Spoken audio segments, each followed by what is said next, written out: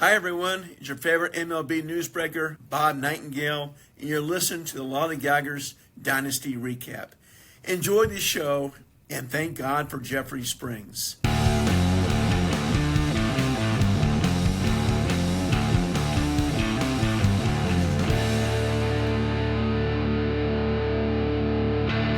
Hey everybody, welcome back to another episode of the Lollygaggers Dynasty Recap. My co-host Ace and I are here to recap the fourth week of our second season. Ace, why is the number 4 so important to you, my friend? Because I'm 4-0, baby. That's it. Yes, sir. 4-0. Well, I'm excited to talk about that 4-0 soon in the episode previews. We have something fun coming up, but we will probably start off by just diving into that first week of, or I guess that fourth week, this past week's matchups. We'll start off with the Cuyahoga Black Panthers and the Bronx Bandoleros facing off against one another. This was just an explosive matchup from beginning to finish. A lot of big scores. It did start off with a Cuyahoga lead. Pete Alonso with 16 points and Nate Eovaldi with 36. That contributed to the 78 total points they scored. We saw an unfortunate minus 17 from Jordan Romano on that Monday for the Bandoleros, but Aaron Judge is coming back into full form, scoring 16 points there, which contributed to half of the Bandoleros' 32 total on that day. Cuyahoga held the lead on Tuesday, scoring 91 points, 25 coming from Framber and 11 coming from Jose Ramirez. On Wednesday, they continued that lead, scoring 60 points to just 29 over on the Bandoleros side. We saw Romano with another minus 10 on Wednesday, and Seth Lugo spinning a nice 31 points for the Black Panthers. On Thursday, JMC's guy, Chase Burns, put up 29 points, which totaled, which added to that total of 81. But Cuyahoga's 70 was enough to hold the lead. Another 13 from J-Ram, and that 40 points from Parker Messick, which of course we know could have been quite a bit more. On Friday, though, we saw our first 100-plus point day as the Bandoleros put up 117, 29 of those coming from Cam Schlittler. And although it was a slower day over in Cuyahoga, 79 points scored by them, it was enough to hold the lead. That would not last through Saturday, though, as Cuyahoga Black Panthers scored just 16 points, minus 9 from Jeff Hoffman on that day, and just 7 points each from Nate Eovaldi and Andrew Abbott on what amounts to a couple of pretty disappointing pitching performances. Over in the Bronx, Ben Rice had 10 points and Will Warren had 37. A couple of Yankees contributed to the 85 total that gave the Bandoleros that lead. It looked incredibly close. It was incredibly close coming into the weekend, but we saw over 100 points from each of the teams on Sunday. How would it finish out? The Bandoleros scored exactly 100, 10 of those, another 10 coming from Ben Rice, 33 from Yuri Perez, and 38 from Ryan Weathers. But it was 138 points scored over in Cuyahoga, 13 from Mickey Moniak, another 14 from Jose Ramirez, and then a trio of starting pitchers all in the 20s and 30s with Gosman, Liberator, and Framber Valdez putting up impressive performances that would be enough to snatch that lead back on the final day, giving the Cuyahoga Black Panthers a 535 to 507 win.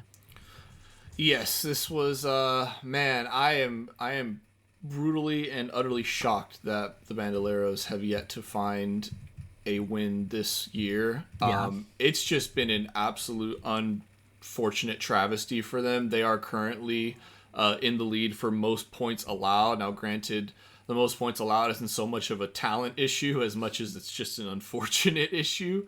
Like BABIP for fantasy. Exactly. So, I mean, that's just truly unfortunate to see for the Bandoleros. I still personally think they're going to rebound at some point. The season really doesn't start and really doesn't get going until about week 7. But, I mean, you know, they really put up their own. I mean, I just realized I don't have it for the period. I just had it for the day. Let me change that really quick. So, you know, obviously great stuff from the batting lineup. Only 233 points to 230 for the Black Panthers. But, I mean, the pitching staff is really the difference, and it wasn't by a whole lot, only by about 30 points. Bandoleros 274, Cuyahoga Black Panthers 304. And yeah, I mean, just like you mentioned, big numbers, big days from Framber Valdez, big weeks from Framber Valdez. Parker Messick also had a very solid outing. The a close no-hitter, only able to go 8+ innings, I should say, did pitch in the ninth, unfortunately gave up the leadoff hit. Eovaldi finally finding a little bit of form with a rebounding week at 43. So just all around great numbers. Jeff Hoffman, the only unfortunate soul on this lineup. With the blown save and the 6 earned runs. But yeah, like I mentioned, a great week. I just think Bandoleros, they've just come into some really unfortunate luck. But they will, bounce back, I believe. It's just been a really rough stretch of it. Yeah, absolutely. I mean, I sort of gave that, after week 5, if they're 0-5, okay, we can start to get worried. Like you said, it's still early. I talked about this last week. They were a slow starting team last year and then obviously picked things up and ended up finishing second. Something that really stands out to me is Aaron Judge is starting to pick things back up. Obviously, that is going to be, a huge factor in the Bandoleros' success. So, to jump ahead too much, but he was their best batter for the week. And seeing that is giving me a hint that, last week, I think even JMC himself would admit was just a bad week. Like, this was a good week, and he kind of just got screwed with a bad matchup where we saw, serial chillers and the Black Panthers play really well. So this was actually a best bats and potent pitchers laden matchup. Number 2 best batter, Jose Ramirez, had 55 points for the Black Panthers. Number 1 potent pitcher, Framber Valdez, also had 55 points. So he had the 2 and the 1 for bats and arms, respectively there. Of course, Aaron Judge, as I mentioned, with 44 points, was the Bronx best batter. And number 3 potent pitcher, Will Warren, with 53 points, was their best pitcher. So big matchup, big names, big performances, and Cuyahoga just ends up coming out on top. So we'll see. I'm very interested to see how next week goes. I think if the Bandoleros hit 0-5, we're starting to get to scary territory. I think if they win one, once you get that one, things like you said, it's early, and then they're only 3 games back from 500, and that doesn't take too long. I think just above 500 got you into the playoffs last year. Might be a little bit more this year, but not too far off, but we're getting there. So it'll be an interesting matchup to keep an eye on next week. Our next matchup was perhaps the closest and most exciting of the week. I do think our streak of picking the the headlining matchup may be done. This headlining matchup was done on Monday afternoon, but we'll get to that later. But this was sort of the unofficial headliner for the week. It was the Joinville friendly Capybaras going up against the Seoul Sovereigns.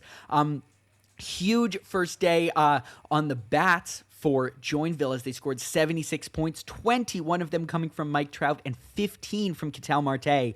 A minus 11 from Cade Cavalli would end up being his last start in Seoul as he contributed to just the 16 total points scored for them on that day. Joinville held the lead through Tuesday, scoring 70 points, 38 of those coming from Angel Reed Detmers. But we saw 104 points as Seoul started to close the gap, 34 of those 104 coming from Nolan McLean, who's had a really nice start to the season. We did see Seoul grab the lead from them on Wednesday, scoring 97 points. Just a nice spread of performances. 18 from Nico Horner, 35 from Shota Imanaga, and an unfortunate minus 14 from Andres Munoz. Mike Trout scored another 14 on Thursday as Joinville retook the lead. Joe Adell was 16 on that day as well, totaling 30 points from that pair of Angels for the friendly Capybaras. Over on the other side, we had one of the worst days that we have seen yet. The Seoul Sovereigns had a minus 11 total, minus 4 coming from Tyler Holton, and minus 13 from Sir Anthony Dominguez. A couple of tough bullpen results definitely tanked their score that day. Joinville would hold the lead on Friday with 125 points. Big day for them as a trio of pitchers put up strong performances. Edward Cabrera with 19, Michael Waka with 23, and Ranher Suarez with 39 points as he had his second straight really solid start. Nico Horner had 15 and Austin Riley had 16 on that day, so not all was lost for the Sovereigns. And although they scored just 15 points on Saturday, Joinville would hold the lead despite Seoul scoring 64. We came in with things awfully close, and Inten said, look, unless things go completely awry for Hideki, I think I've lost this week. Well, folks, we have our third official Bassitt of the season, and I think this is the biggest one yet. Minus 25 from Ryan Nelson would end up tanking the week for the Joinville-friendly Capybaras. They would score a net 0 points on Sunday, as the 76 from Seoul, 31 of those coming from Mitch Keller, would be enough to sneak them ahead just a bit, winning by 18 points, 419 to 401.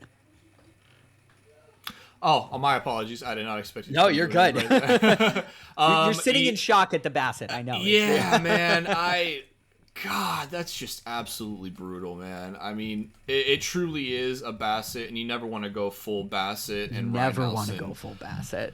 Ryan Nelson went full Bassitt. Yeah, it was truly just a brutal letdown. Not only for the day, but just a brutal letdown for the Capybaras all week. I mean, they were projected to realistically steamroll the Seoul Sovereigns here. They were projected 537 points to only 448 for the Seoul Sovereigns, and for the Capybaras to barely peak above 400. Granted, the Seoul Sovereigns didn't meet their projection either at only 419, but to fall basically 136 points short of your projection, that's just an absolutely brutal week. Bats did their job. Like we mentioned, Mike Trout, Fishman, pretty damn good, I'd say. 248 points from the lineup of the Capybaras to only 211 for the Seoul Sovereigns. But like you mentioned, when you go full Bassitt, that pitching staff is going to take a hit. And it really wasn't just Bassitt. Edwin Diaz also had a negative 10 day on the negative 10 performance. Negative 10-point performance on the day, excuse me. So only 152 points from the pitching staff of the Capybaras. Again, Seoul Sovereigns not much better, 208, not a whole lot to write home about, but it did enough. And ultimately looking through it, the biggest surprise here as well was the absolute massive difference in terms of pitching.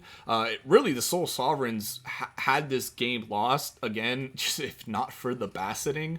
82 innings pitched to only 59.1. That is, Seoul Sovereigns with 82, Capybaras with 59.1.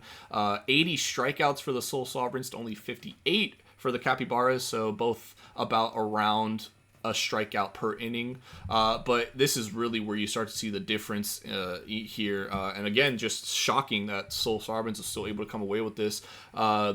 37 earned runs for the Capybaras to 51 for the Seoul Sovereigns. 66 hits allowed by the Capybaras to 78 for the Sovereigns. But again, the bullpens really showed up. 4 holds, 3 saves for the Seoul Sovereigns. And again, even the home runs, 12 allowed by the Seoul Sovereigns, 5 allowed by the Capybaras. So this was really just a Bassitting in its absolute incarnate form. And yeah, this is going to be one that stings for quite a while. Yeah, quick history of Bassitting on the league. So the term was coined in episode 44, which was week 2 of this year, when we saw, of course, its namesake, Cole no, not Cole Bassitt. That's the Chris Bassitt. Cole Bassitt's the soccer player. Chris Bassitt, he put up minus 17, which lost the week for Fenton. The next week, episode 45, week 3 for us, we saw Andrew Abbott Bassitt things when he put up minus 14 and lost the matchup for Cuyahoga. And this week, we, of course, saw Joinville have Ryan Nelson with that minus 25, which was our 3rd straight week with a Bassitt. Here's the fun little note, though. Week 2, Fenton lost to Cuyahoga because of a Bassitt. Week 3, Cuyahoga lost to Seoul because of a Bassitt. And now in week 4, Seoul wins against Joinville because of a Bassitt. So whoever is playing Joinville next week, there is going to be a Bassitt involved. I don't know whether it's going to be good or bad for you, but just keep an eye out. What year is it? Because number 1 on the best bats list is Fishman Good, Mike Trout with 60 points. He was Joinville's best batter and the best batter overall this week. Reed Detmers with 38 paired up a duo of Angels for the Capybaras. Nico Horner, number 4 on the best bats list, had 47 points for the Seoul Sovereigns, as he was, as I mentioned, number 4 on that best bats list. And Nolan McLean with 34 was his best pitcher. let's slide on down to number 3 as we will see the Sault Ste. Marie Locks take on the Arizona Asphalt. Sault Ste. Marie took an early lead on Monday thanks to 10 points from Connor Norby. We did see 17 from Augustine Ramirez on the Arizona side on that day, but a 14 from Javier Assad would tank their score a little bit. However, Arizona would take the lead on Tuesday, scoring 132 points, 30 of those from Jeffrey Springs, thank God for him, and 34 from Yoshinobu Yamamoto. On Wednesday, the 65 points scored by Sault Ste. Marie, 28 of them from Carmen Blodzinski would not quite be enough to take the lead back from Arizona as they would hold. Same would be true on Thursday, despite 12 from Dylan Dingler on Sault Ste. Marie's side. Landon Roop had 32 points, which contributed to more than half of the points scored on Thursday over on Arizona's side. On Friday, we saw a trio of pitchers across the matchup put up strong performances.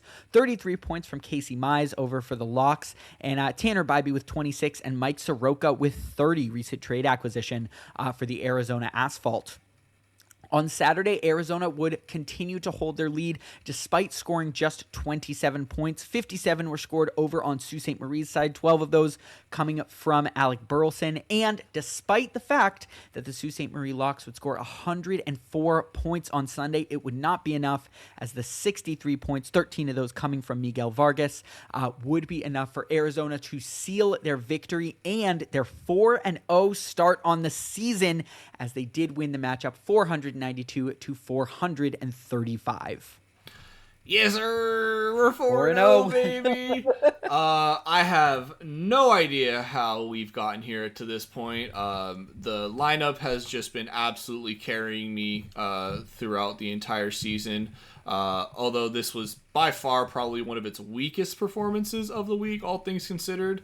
I think the thing that makes me happy most of the time as well is I don't really ever have a potent pitcher or a best bat of the week.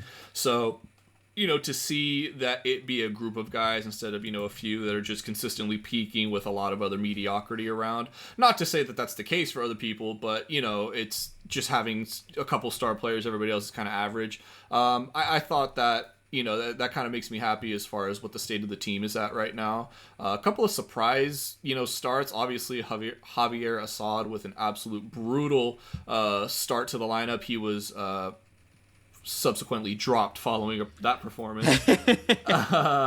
So then now you look over towards Coleman Crow, who was brought up for a one kind of spot start with an injury, and he, impressed pretty well. 5.1 innings pitched, 4 Ks, only 2 earned runs allowed with the 4 hits and the walk for 17.4 points. Again, in a spot start, not anything, to be upset about. And then just couple consistent weeks from everybody else. Yamamoto 34 in his one start, Mike Soroka 30 in his one start, Landon Roop 32 in his one start. Mizzo had a bit of a up and down week, but finished strong, 33 in his 2 combined starts. No, thank God for Jeffrey Springs this week. He had a bit of a clunker today. Thankfully, tough Sunday. Yeah, tough Sunday, but not enough to warrant a Bassitt. Thank God. It was, only -3. Didn't make a huge difference in the grand scheme of things. But regardless, and then, just some really solid pieces from the bullpen as well. 18 from Vesia, 30 from Robert Suarez, 22 for Gregory Soto. So you just like to see that consistency from the entire lineup. And yeah, man, very, very happy to see where my team is at, and definitely did not expect to be 4-0 at this point. Yeah, no, it's been a great start out in Arizona for sure. And I think this is kind of an interesting matchup because I think we're seeing sort of 2 versions of a similar idea where it definitely, this is just kind of the case with expansion teams where we've seen them definitely going for that sort of consistency across a strong lineup rather than the 3 or 4 really big stars. So we sort of saw that model really succeed for the Arizona Asphalt, and then kind of what that can become for Sault Ste. Marie as they, continue to make trades and all that. Good week for them overall. It really was. They haven't had a lot of super, super big losses. Obviously 57 separated this week, but an over 100-point Sunday, and just strong performances across the group. One I didn't mention on Sunday, Noah Schultz did have 25 for the Locks. He's of course the young left-hander out of Chicago. He was I should say a huge prospect, like top 20 type guy. Has dropped a little bit, but he has had a really nice start to his career. So I think the thing I am going to be keeping such a close eye out for with Sault Ste. Marie and with the Arctic Real Survivors are, when do they have prospects that come up that kind of become those guys for them? I don't know for sure if Noah Schultz will be that, but he certainly does have the type of high strikeout profile and kind of that big body that we could definitely see it happening. So that's just something I kind of want to keep an eye on, and it'll be interesting to see how Schultz, continues for Sault Ste. Marie. A pair of Tigers were actually the best batter and pitcher for the Locks. Dylan Dingler with 35 and Casey Mize with 33. Over on Arizona's side, Liam Hicks with 32 points was their best pitcher, and Yoshinobu Yamamoto with 34 was the best pitcher. If I said pitcher before, Liam Hicks is, of course, a hitter. As I said before, if you're a catcher, first base, DH type, and you play for the Marlins, bet your ass you'll be on the Arizona asphalt. Him and Augustine Ramirez sort of make up pieces of that infield for you, as we all know. And yeah, 4-0. We'll see if it continues next week. Certainly for my sake, perhaps I hope not. But we'll get there. And I think, correct me if I'm wrong, I think this is longer than anybody else last. I think Serial was our last undefeated team last year at 3-0. So I don't think we had anyone go 4-0. Yeah, now we got two guys. And now we've got two, exactly. So it'll be interesting to see how long the undefeated streaks last for those two teams. Sliding down to our fourth matchup of the week, we have the Southwest Kansas Rabid Coyotes taking on the Arctic Real Survivors. Things would start strong for the Arctic as they put up 20 points from Trent Grisham, put up 20 points to add to that 58 total scored by them. 56 for Southwest Kansas, 13 of them coming from O'Neill Cruz. Certainly kept things close. The Arctic would hold the lead through Tuesday as another pair of bats, Xander Bogaerts with 11 and Hunter Goodman with 13, would, of course, as I mentioned, help them hold that lead. Southwest Kansas had a 94-point day on Wednesday, though, 13 of it coming from Dansby Swanson and 26 from waiver wire acquisition Bryce Elder, and that would be enough for them to steal the lead away from the Real Survivors on Wednesday. However, on Thursday, we would see the Real Survivors take the lead back, scoring 65 points on 12 from both Salvador Perez and Riley Green, and they would not relinquish that lead the rest of the matchup. On Friday, we saw 10 from Pasquantino and 19 from Max Muncy. Yes, that one over on the Real Survivors side. 22 points from Cody Bellinger on Saturday and 13 from Trent Grisham to close things out. 32 points from Bailey Ober over on Southwest Kansas side was a nice little bit of upside. I know there's a word for that on Sunday, but it would not be enough, as we did see the Real Survivors tally their third win of the season, 477 to 430. Yes. Talk to me about those bats. It's because Min, the Real man. Survivors, man. It's Min. Like we mentioned last week, his villain arc starts now. Cody Bellinger is just on an absolute tear these last couple of weeks. 40 points, like you mentioned, from him this past section. 293 points in total from the bats for the Arctic Survivors to only 208 for the Rabid Coyotes. So you're already seeing there the difference in this matchup was with the bats. 71 hits to only 58. That is for the Real Survivors to the Rabid Coyotes. 16 doubles to only 8 doubles for the Coyotes. 41 RBIs for the Real Survivors to only 36 for the Rabid Coyotes. Did have less walks, 28 to 30. And less strikeouts, 69 to 71. Nice. But really, you're going to see the difference here, and it's in those doubles. The total base is 142 total bases for the Real Survivors, only 88 for the Rabid Coyotes, so about, almost a 60 total base difference, 35 extra base hits to only 16. This was truly a rough week for the bats of the Rabid Coyotes. Not a rough week, by any means. 430 points isn't, terrible. schedule. It's definitely kind of getting there to that point. But with only 222 from the pitching staff and 208 from your lineup, it was a bit of a rough one for the Rabid Coyotes. The real survivors, man, they move up to 3-1, and they're an expansion team. So for them to be doing this good this early, again, it's a long season, but they're certainly ahead of schedule. And again, it's Min who led them into the goddamn league. Yeah. We had a feeling we might be seeing something like this, and Min, you kind of stole the talking point I had all planned out when you mentioned this in the Discord. But yeah, the Bats are carrying the real survivors, man, and they are. It is a really, really, really impressive lineup. Obviously, that Cody Bellinger edition has been huge, and I think we're going to see the Vinny Pasquantino trade as well sort of continue to pay dividends. He started heating up a little bit over the last couple weeks, but I think we're going to see even more so, as the season goes on and water kind of finds its level. Although I agree with him that the pitching is not totally doing its job there. Obviously, Max Fried is great, and we think Jesus Luzardo will kind of rebound after a couple of tough starts. I have my eye on the IL, where we see Shane Bieber and Garrett Cole both waiting in the wings. Now, I don't know that we can expect those guys to be who they are this year. I don't think they'll be bad by any means when they return. But I also don't think it's crazy to expect, by the end of this season or even into next season that those guys kind of regain their top end form. And all of a sudden we could be looking at a real juggernaut in the real survivors who, have obviously that lineup that is already very impressive and a pitching staff to kind of match up with it. Over in Southwest Kansas, it's nice to see O'Neal Cruz continuing that hot streak. He's one of the first players to reach 100 points already on the season. As you mentioned, it'll be interesting to see how long he keeps it up.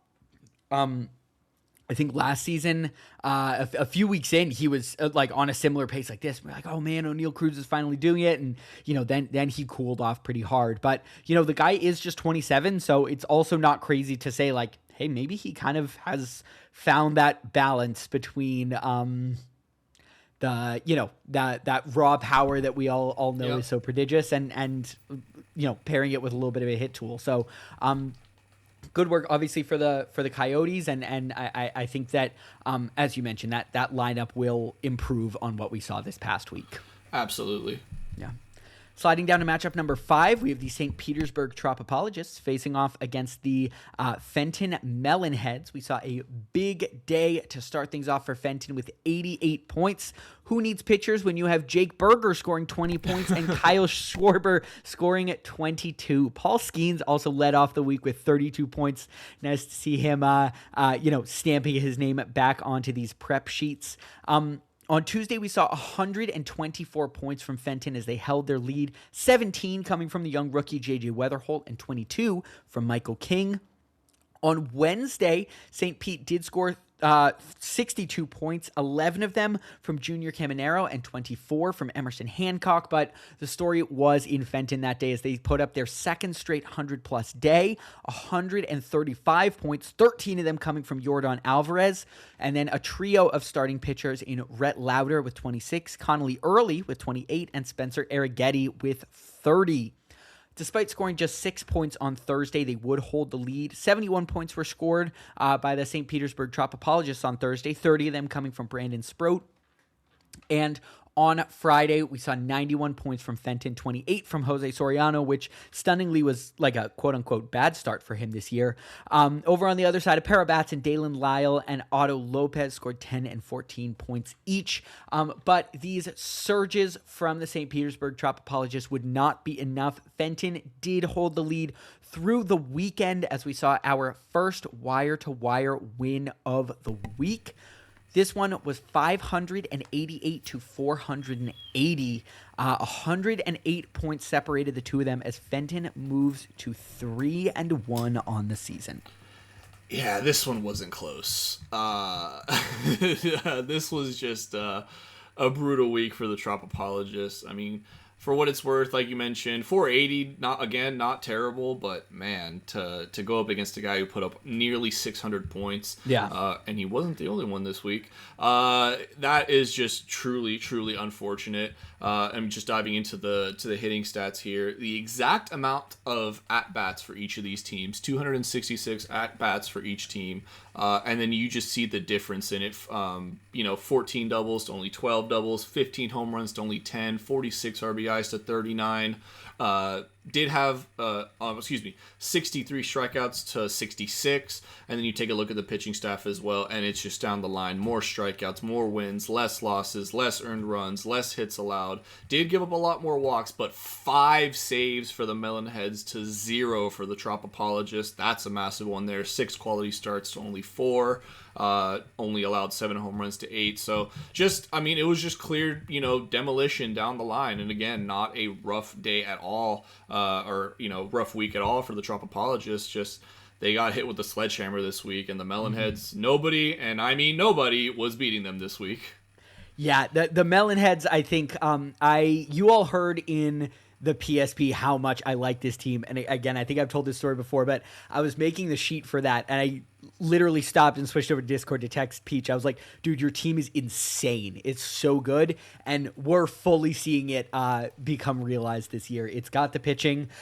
They've got the bats. Jordan with 53 points was the number 3 best batter this week. And they've kind of just got everything rolling for them. They've got the big guys contributing like Jordan. They've got young rookies like JJ Weatherholt putting up big numbers. And then kind of, you don't want to say washed, but, smaller, easily movable veterans like Jake Berger putting up 20 points on Monday. They've kind of just got everything going in the way they need it to be going. And I think we're going to be seeing a long run for the Fenton Melonheads late into the year. Michael King was their best pitcher as well this week. And then just real quick, and then I'll pass it back over to you. Over on the other side, Junior Caminero had 37, and nice to see him back on the list. Paul Skeens was our number 5 most potent pitcher with 51 points. Sorry, I didn't mean to interrupt you there. Go right ahead. Oh, no. You're good. You're good. I wasn't really going to say much. Just kind of wanted to point out that, a lot of people were really terrified of the Skeens Scooble team, obviously, in a Flaming Prius this year. And it was a great day at the office for both of them. 3 starts between the two of them. Skeens with the double start, and he had a solid 51 points on those. And again, Scooble had a great outing as well, 33.2. Yeah. And again, just there is a lot more talent in this league than just Skeens and Scooble. You take a look at the injured list for the Tropopologists. And they have some guys that are coming back. Lodolo, Pepio are 2 guys that were massive for them. Hunter Brown, of course. And that's just over on the pitching staff. Still have Evan Phillips as well on the IL. So they're gonna get get healthier. And again, I think they still also have Brent Rooker on the IL as well for the Athletics. So I think they're going to come back. They're going to get better. I know 1-3. We're taking a look at a lot of teams that were in the playoffs last year, like JMC in the Bronx, like Flaming with St. Petersburg. So it's with the expansion, it's definitely shaking things up a bit. But I expect to see them kind of bounce back in a better way towards the end of the year. Yeah, I definitely agree. I think too, just teams that are sort of built on the pitching. It'll be interesting to kind of see as we do this year over year how the trend of scoring goes. Obviously pitchers are, you don't want to say still building up, but kind of getting into the rhythm of the season. And I wonder if during sort of the heart of the year, during those, weeks, what do you say, maybe 6 through 20 or so, if we might see the really pitching heavy teams start to just pick up more points as those starters are in a better groove. They're pitching in, more comfortable weather, not having trouble gripping the ball, and they're just kind of in that, nice midseason form that we like to see. So that's something I'm kind of keeping an eye out for the Tropopologists. And yeah, just big shout out to both of these teams. As you said, 480 is not a bad score for them, but 588 is just banana land stuff from Fenton. And yeah, man, they get it done. Sliding down now, we have the Valley Gift Lords playing the North Pole Natty Bows. We would see North Pole take the lead with 65 points on Monday, 16 of them coming from Ryan Jeffers and 23 from Josh Naylor, who finally starts to be waking up and joining us in the MLB season. On Tuesday, we saw 77 points from the Valley, 14 of them coming from Munetaka Murakami, and North Pole scoring at 91 and holding their lead. A pair of batters did the trick for them, 13 from Christian Walker and 19 from Byron Buxton. On Wednesday, it was a pair of pitchers. Over in the Valley, Jack Kahanowitz with 22, and in the North Pole, Shohei Ohtani with 35. Of course, there was some hitting involved there too, because you know who he is. And then on Thursday, we would see Walker Buehler with 21 points for the Valley Gift Lords. Unk's still getting a little bit done, with Walker there. And damn you, Bows, Chase Dollander with 30 points. Of course, you all remember I had my eye on him for that roster expansion draft, and he did snag him. Great first start for the Bows since that draft. Again, as I said, 30 points for the Colorado right-hander. Munetaka Murakami had another 17 points on Friday as the Valley Gift Lords would score 61 points to the 89 from North Pole. And on Friday, Valley Gift Lords said, hey man, good game. I'm not winning this. And this is why you never good game on a Friday, because on Saturday we saw 197 points scored by the Gift Lords. James Wood with 18, James Wood with 15, Nick Kurtz with 18, Andre Palante with 20, Taj Bradley with 22, and Herman Marquez with 24. Things weren't bad over on North Pole's side. 24 from Jamison Tyone and 33 from Chris Sale, but that would bring things extremely close. However, a nice strong 69-point day on Sunday would allow North Pole to finish the wire-to-wire win. 12 of those coming from Taylor Ward. It did get close at the end there, but they did go Monday to Sunday and win the matchup 581 to 526. Yeah, this was, again, Bo's second highest score of the week. He just had a fantastic day from his pitching staff. 334 points from that pitching staff. Again, Gift Lords didn't have a bad day at all, or bad week, I should say. I keep saying day. Didn't have a bad week at all. 268 by them, but, you know, when the opponent pitching staff is putting up north of 300, you're going to be in for a rough one. They also outdid them, I should say, in the lineups as well. 255 from the Valley Gift Lords to only 246 for the Natty Bows. But the numbers tell the story, and if you look at the pitching staff, for Bows, it was really just in those quality starts, 7 quality starts to only 2 for the Valley Gift Lords. The Bows completely outpitched them in terms of innings pitched with 82, and you see that with the strikeouts, 83 strikeouts to only 60 for the Valley Gift Lords. Valley Gift Lords only had 63.2 innings pitched, again, to the 82 that Bows had. 7 wins for the Bows, only 3 for the Gift Lords. 4 losses for Bows, so they did kind of lose some ground there, gave up a lot more hits as well, but that's kind of with the territory of more innings pitched. You kind of take that as long as you're getting those quality starts and those wins. And then looking at the batting lineup too, the lineup, I should say, for Bows, for getting a lot more at-bats than the Gift Lords did, and, still not scoring as many points as them, 294 ABs to only 251 for the Valley Gift Lords. And, the Gift Lords really led in a majority of the categories that, award the most points. 12 home runs to only 11, so that was close. 43 RBIs to only 31. 43 walks to only 27, including 6 intentional and only 1 intentional for the Natty Bows. So, it was a close matchup. Again, 2 guys north of 500. Somebody's got to lose, so it's really unfortunate when they do. But, again, I think Gift Lords will, bounce back. Again, another team that's 1-3 Bows getting back up to 500. So, again, there's just a lot of talent in this league, and even guys that are 1-3 still have ridiculously scary teams. Yeah, something I'm really enjoying seeing is kind of, I think especially in the second season, I feel like a lot more teams are kind of developing a more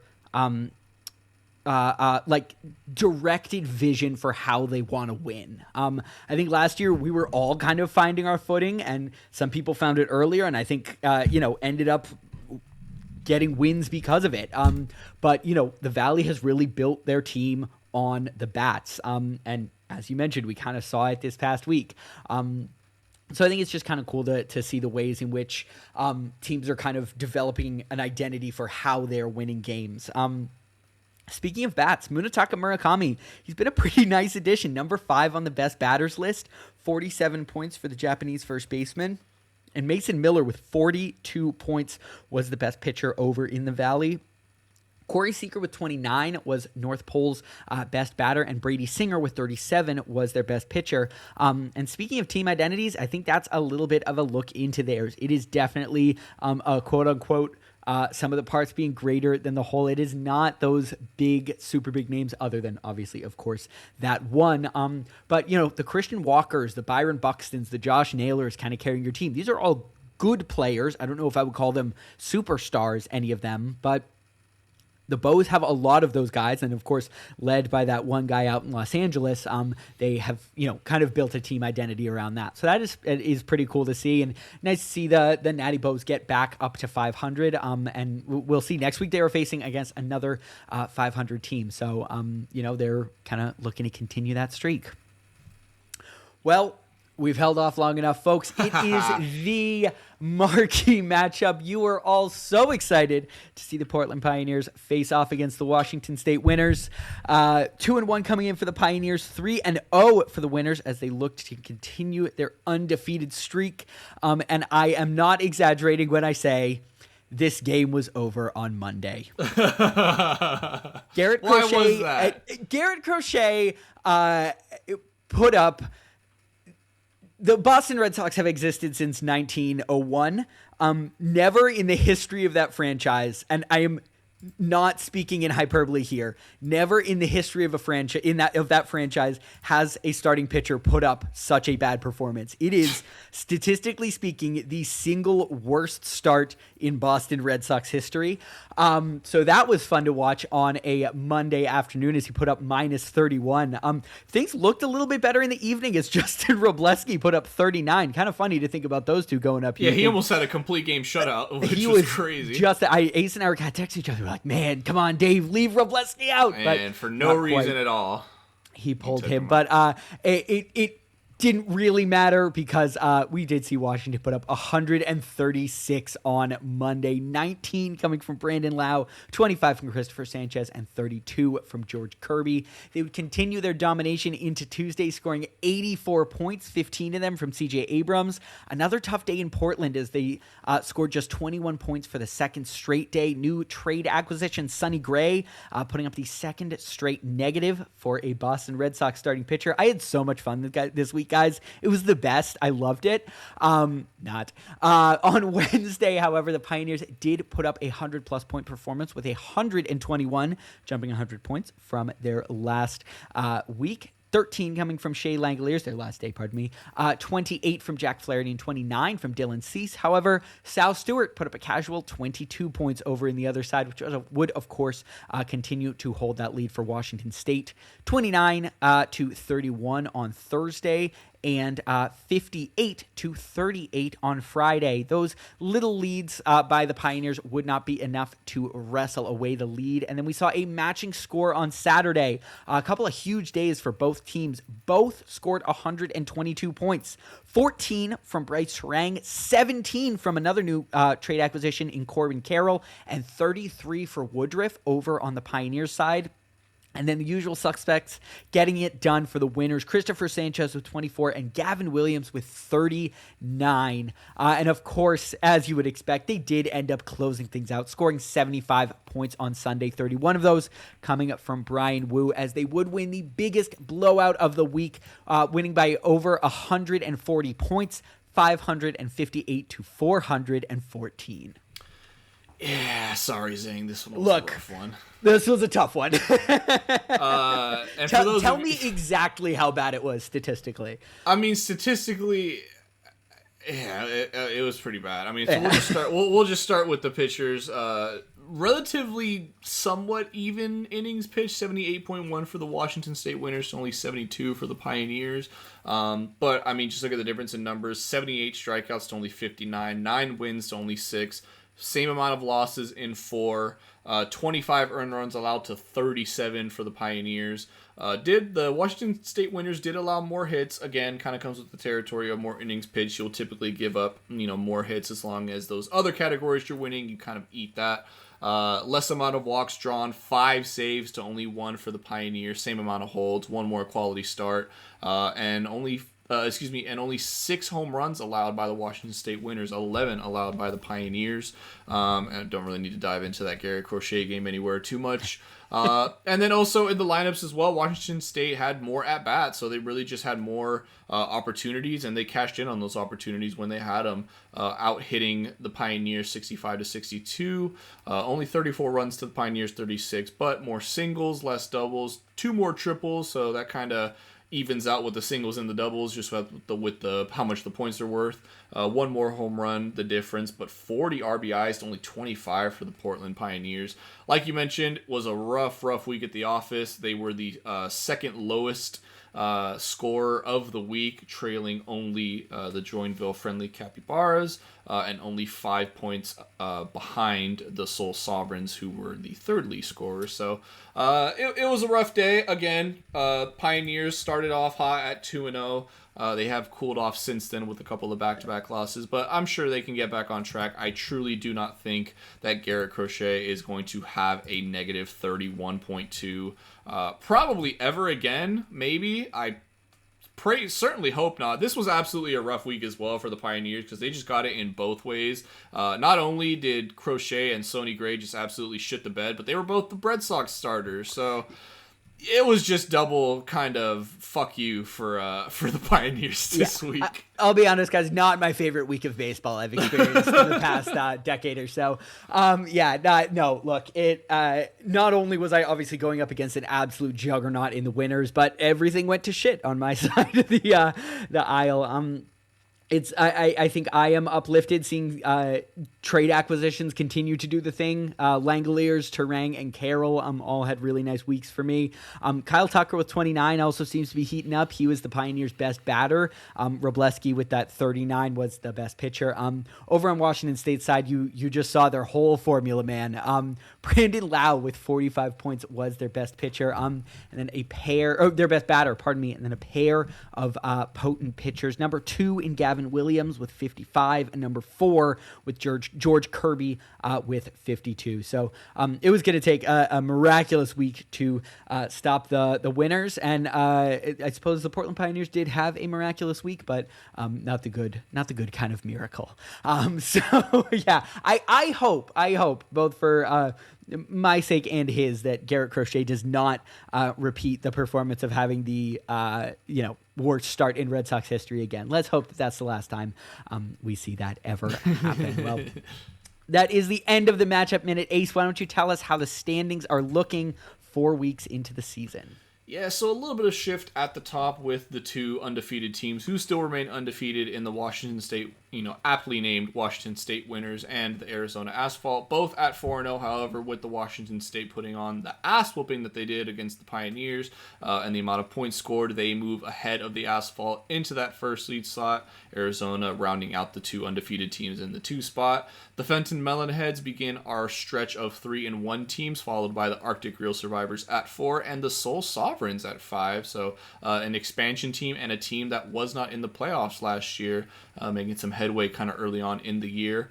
North Pole Natty Bows starting our 2-2 group in the 6th spot and the final playoff spot as of right now, with tiebreakers and of course total points scored. They currently sit in the 6th spot, followed by the Cuyahoga Black Panthers at 2-2 as well, and the Portland Pioneers rounding out our top half, or not top half, but our 2-2 squads. Joinville Friendly Capybaras starting off our 1-3 squads, and it is quite a few with the St. Petersburg Tropopologists behind them, Gift Lords trailing them, the Southwest Kansas Rabid Coyotes in the 12th spot, and the Sault Ste. Marie Locks finally said it right at the 13th spot. And rounding out in our resident basement dweller, and has been for quite a while, it is the Bronx Bandoleros at 0-4, unfortunately still unable to find their first win of the season. I do think it's coming soon, so hang in there, JMC.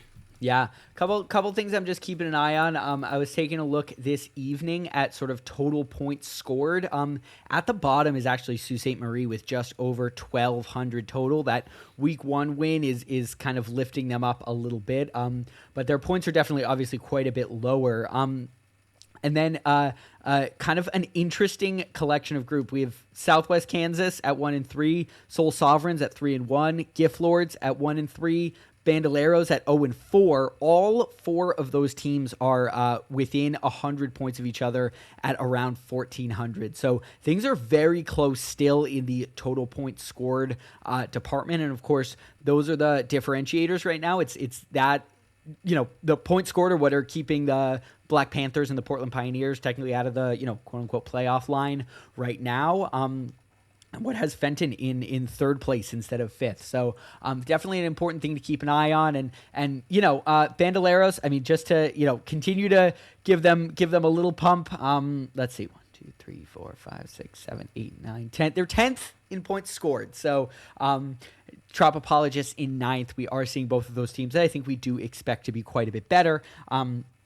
Obviously, they are higher up than we see them in the standings in terms of points scored. Kind of on the other side, Soul Sovereigns at 3rd to last in total points scored. So just be interesting to see if, things turn around at all in Soul. Obviously, we know Inten has had a few straight pretty close matchups. So if, there is some regression there, or if they, kind of just continue to find a way to win, which certainly wouldn't shock any of us. Let's move on to the superlatives now, the bench blunders. We'll start off with our bats. Dalton Rushing scored 15 points on Wednesday for the St. Petersburg Tropopologists. Matt Shaw also with 15 on Wednesday for Cuyahoga. And Wednesday was a tough day because Trevor Story had 18 also on Wednesday for the Portland Pioneers.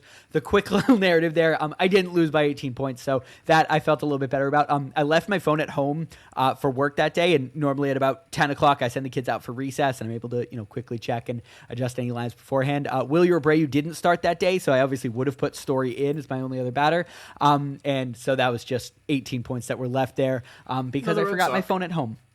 So, what'd you say? Another Red Sox. Another Red Sox, exactly. So hey, that wouldn't have hurt, but I did not lose by 18 points this week, so doesn't hurt too bad. We don't care about that though. Bring on to the arms. This is where it gets good. The arms, man. We have some big names here.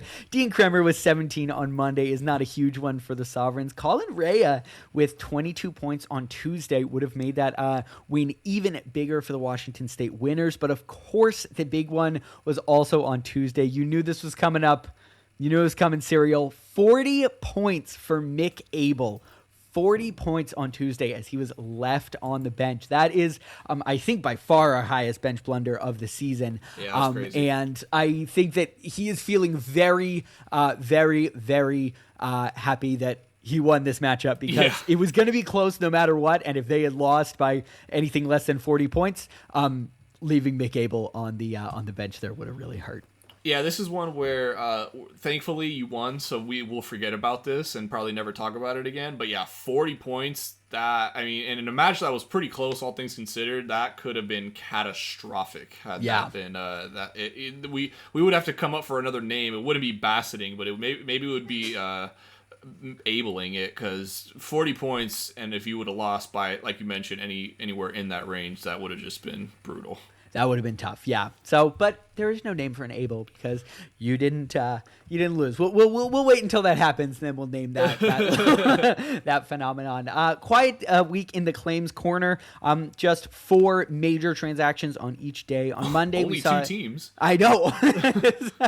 Eric Orr and Joe Boyle go to the Soul Sovereigns for $4 and $6. And the Portland Pioneers claimed Angel Zerpa for $3, and Ryan Clifford, the Mets prospect, also for $3.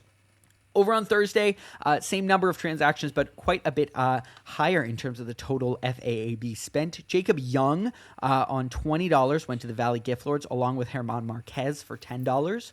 Jeremiah Jackson, also for $20, went to the Southwest Kansas Rabid Coyotes. And this is one I'm going to be keeping a close eye on. Cade Cavalli on $46 went to the St. Petersburg Trop apologists.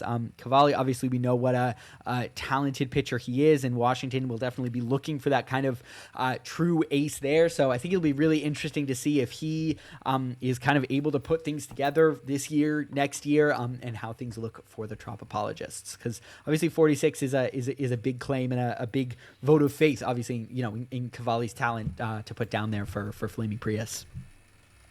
Yeah, absolutely. We know Prius and his pitching staff has worked magic before. It's kind of like Mike with the batters. Usually guys that go to Prius just end up popping off. So we'll see. Cade Cavalli is probably set for a complete game shutout soon. So yeah. Should be ready to go. We'll slide down to the transaction tracker now, where similarly, this was mostly due to one team. Come on, man. You had to come in the last second on Sunday and ruin the all-team transaction tracker. No, I kid. To start things off, we did have Cuyahoga trade Cade Smith and Juan Brito over to the Valley for Carlos Correa and Seth Lugo. Cuyahoga then traded Noah Cameron, Cade Povich, and Ezekiel Tovar over to Southwest Kansas for Alex Bregman and my co-host, Robert Garcia, soon to be dropped. Cuyahoga then traded Yimi Garcia and a 2028 second-round pick over to the Washington State Winners for Matthew Liberatore. And finally, the Arctic Real Survivors did send Ian Matson over to the Washington State Winners for Bronx's 2027 third-round pick. So first of all, how did it feel to be dropped? I know you put a statement into the league, but anything you'd like to share in podcast form? Oh yeah, just happy to be here with an amazing co-host. I want to thank everybody for my time with the Capybaras as well as the short but small time I had in Cuyahoga. Was very nice and beautiful there. So yeah, and just one more obligatory fuck you cereal. Yeah. And speaking of which, not the fuck you, but speaking of Cereal's team, the Cuyahoga Black Panthers, I thought it would be kind of fun to play our all-in, all-out game. And, as we saw 3 total transactions for that team, did they get better or did they my bad, not Capybaras. I was with the Rabid Coyotes. I'm already forgetting much. Yeah, maybe this is why I was dropped. You're just not locked in, man. You got I'm not locked in. Was it Bryce Harper who, when he got to Philly, he was like, I'm excited to bring a title to Washington or something at his first press conference? I feel like I remember that. That would have 2019. I think that sounds right. That sounds Bryce Harper. So I'm gonna say yes. Yeah, that sounds about right. We'll look that up. But let's quickly talk it over, the ins and the outs. Cuyahoga obviously made these 3 total trades in. They brought in Carlos Correa, Seth Lugo, Alex Bregman, and Matthew Liberatore. Sending out, they sent Cade Smith, Juan Brito, Noah Cameron, Cade Povich, Ezekiel Tovar, Yimi Garcia, and a 2028 second-round pick. What do you think? Cuyahoga better or worse after this little trade flurry this week? Yeah, I think Cuyahoga, these are kind of like, in my opinion, some more of win now moves with the H's of Correa and Seth Lugo. Now, they're both having fantastic seasons. That's not to take away from them at all. But like I mentioned, they are, a bit on the older side. I think Lugo's already pushing, second half of his 30s. Correa's about 33, if I remember correctly. Bregman's kind of up there in age as well. Yeah, quiet. I think 32 maybe. Yeah, I think Liberatore is the youngest of that. He's on the younger side, yeah. I believe he's on the younger side, so a little bit of youth in that regard. But yeah, I think there's just some win now moves for Cuyahoga. Like we mentioned, they are currently just one spot out of a playoff spot. Again, they do have the same record, but with a point difference and things like that. So I think it's just Cuyahoga, again, Serial making a push for it. We saw it last year, a very hot start and just a crash and burn to finish the season. So I think Cuyahoga looking to make some win now moves, and I'm for it. They do give up quite a bit here with Cade Povich, Cade Smith, so a couple of Cades given up, and a 2028 second. So not giving up a whole lot of picks in the process. I like the move, in my opinion. Again, it's win now. If you're trying to go for it this year, Correa and Lugo should definitely, are probably going to be some differences in some games.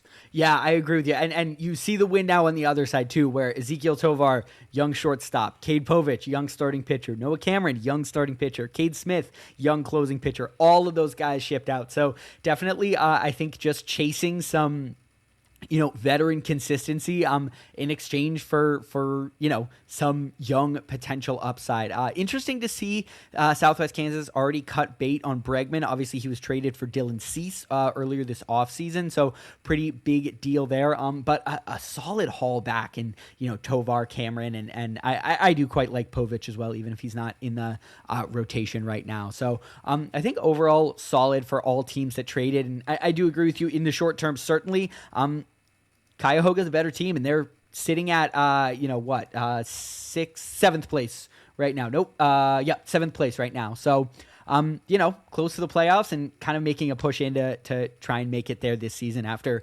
obviously what we saw last year. So let's slide on down to next week's notes as we'll preview the upcoming matchups. The Arctic Real Survivors at 3-1 will be taking on the 1-3 St. Petersburg Tropopologists. I had to mute my mic because I was laughing when I saw this. Do you remember what I said about Joinville? Yeah. That someone involved in that matchup is going to Bassitt? Well, the Joinville Friendly Capybaras are playing the Bronx Bandoleros, and I see it like a That's So Raven vision that the Bandoleros are going to be on the brink of a win and then Bassitt things on Sunday. Looking forward to recapping that a week from today. JMC, I'm so sorry if I'm correct. Don't you put that evil on me, Ricky Truly, Bobby. don't you put that evil on me, Ricky Bobby.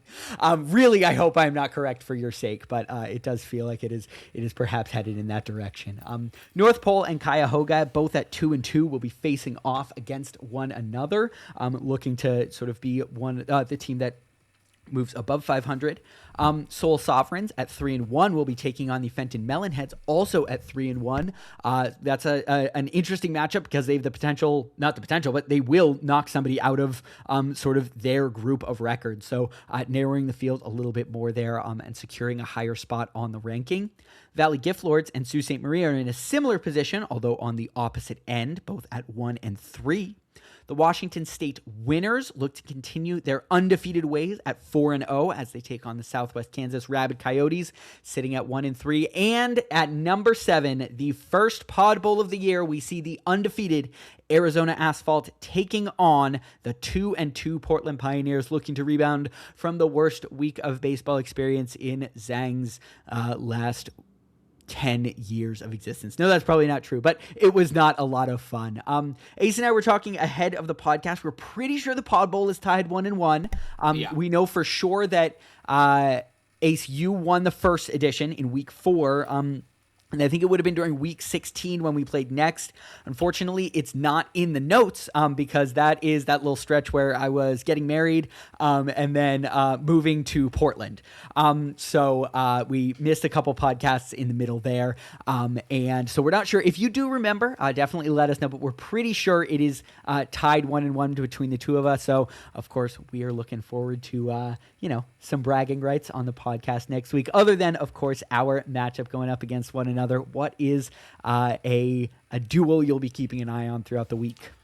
Yeah, I mean, it's definitely gonna. Maybe it might just be my option until they find a win, but I feel like it's gonna be the Bronx Bandoleros again versus the versus the. Versus Joinville. No, yeah. It is Joinville, right? Yeah, the Joinville Friendly Capybaras.